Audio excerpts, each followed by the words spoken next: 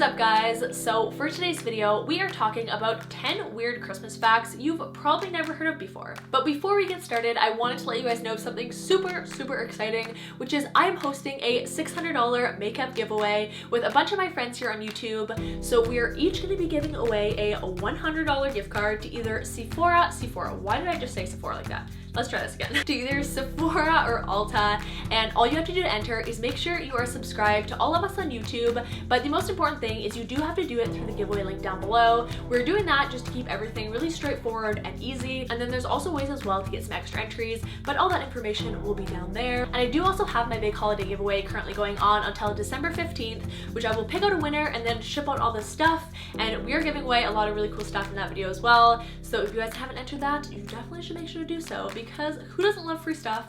Especially around Christmas time. You guys are awesome and you deserve it, so you should enter. All right, that was my motivating speech of the day. Let's get started. So the biggest thing most people associate Christmas with is Santa Claus, of course. And if you guys have ever wondered where exactly he came from, the Santa Claus that we see today with the really jolly, chubby, and grandfatherly looking face actually comes from our cartoonist named Thomas Nast. However, Thomas did leave him half-sized, and it was featured in the Christmas issue of Harper's Magazine from the 60s to the 80s. The next fact, are you guys ready to have your world rocked?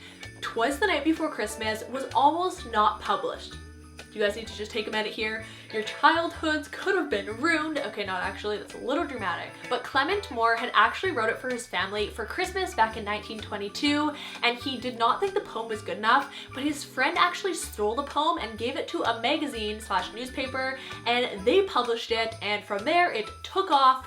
And like, I find that just so mind-blowing that there's stuff that could have not existed that was like so much a part of society. Okay, clearly I'm just like, this fact was like, maybe just me, okay, it's fine. And what's super crazy as well is that Clement Moore actually denied writing it for 15 years, and it was only due to the urging of his kids that it actually became public that it was him. During Christmas time in Japan, Kentucky Fried Chicken is a huge tradition due to a really successful marketing campaign back in 1974, which featured Kentucky for Christmas, and it was actually to make tourists feel more at home. They wanted it to be something that resembled a traditional holiday dinner, and it kind of took off for the people in Japan. The tradition actually continues to this day, and KFC actually urges their customers to place their holiday orders 2 months in advance. The next weird fact is that Donner and Blitzen weren't originally part of Santa's crew. They actually underwent some rebranding during history, and they were originally known as Dunder and Blitzen. They were taken from the Dutch oath Thunder and Lightning, and over time editors kind of tinkered with the name, and we ended up with what we know and love today. A really weird tradition in Germany, and if any of you guys are German, please let me know, and let me know if this happens in your house. But basically it is a tradition of the Christmas pickle, which is the last hung ornament on the tree, and the first child to find it in the morning gets to open an extra present from Saint Nick. But it does say in a lot of places that this tradition might just be a myth, so you guys can let me know if you know anything about it. So when I was little, a huge part of me growing up was waking up the day before Christmas and checking NORAD's Santa Tracker, which is a website basically that shows where Santa is around the world. And growing up, it was just like the coolest thing. I was so incredibly excited to wake up in the morning and check and see where his sleigh was.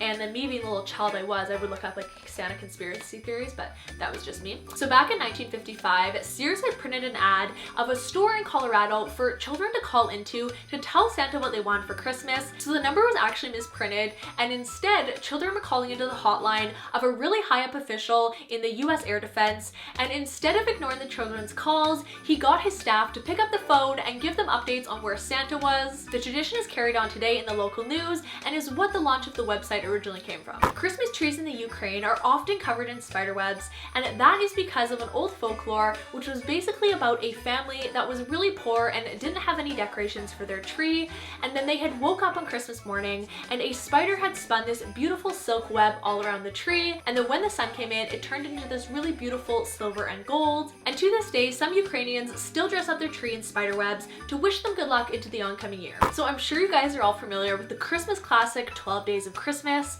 and if you were actually to go out and buy all those gifts, it would set you back a whopping, I wrote this number down, $34,363, which is actually up from $233 from last year. And if you really are insistent on doing this, you probably want to shop online because it's going to be a little bit cheaper. Just for example, to buy some of these items in a store, a pear tree would cost $190, 2 turtle doves would be $375, given I'm assuming this is US, so I'm Canadian, don't even think about it. 7 swans a swimmin' is quite expensive. It's saying it's $13,125, which like, I don't know where they're getting these swans from. I did not know swans were that expensive. And 9 ladies dancing per performance costs $7,553, and 12 drummers drumming is $2,934. So needless to say, you're gonna have to be quite rich if you want to supply all these presents for your loved ones, but never say never. I mean, I'll take them. The song Jingle Bells was actually written for Thanksgiving, not Christmas. According to a magazine, the composer James Lord actually made the song to play for his Sunday school class to commemorate the beginning of sleigh races. And kids and adults love the song so much, they eventually changed the lyrics to match Christmas. And that is how the known song you hear in malls, in like everywhere you go during Christmas, came about. So this last fact is something I had absolutely no idea about, and it's that candy canes actually used to be pure white. It started popping up around the 17th century when Europeans started to use trees during the Christian holiday season, and they wanted special foods to decorate it with. Candy canes first appeared around the 1670s, and it was actually used to keep children occupied during Christmas Mass. No one knows exactly who gave the candy their stripes, but a theory is that the candy cane's shape, which is the J, stands for Jesus, and the stripes around it represent the Holy Trinity. Alright guys, so those are all the facts. I really hope you guys enjoyed watching this video and found it interesting, maybe learned something new you guys can bring to one of your family gatherings if anyone's ever like, who's got a fact? Nobody says that. But you know what, you will, so in those situations you will be prepared. But I really hope you guys enter the giveaway as well. All that information will be down below, and I also wanted to let you guys know, if you didn't know already, that I am actually doing Vlogmas this year, so that is all on my vlog channel if you guys want to subscribe to that and see what I get up to behind these videos. I am doing a bunch of traveling. As you see this, I will actually be headed to the airport on my next trip, so you guys can see where my adventures are taking me next. And of course my social media channels are always listed down below for you guys. And I think that is about it. I'm trying to think if there's like any more updates or anything I want to tell you. We are like 5,000 away from 100,000, which is so exciting, but I need your guys' help to get there. So if you guys want to tweet me more to 100K, that would be really, really awesome. And then I will be compiling a bunch of those and including them in a video. And yeah, that is about it. I hope you guys have a wonderful rest of your day, and I'll see you guys next time. Bye.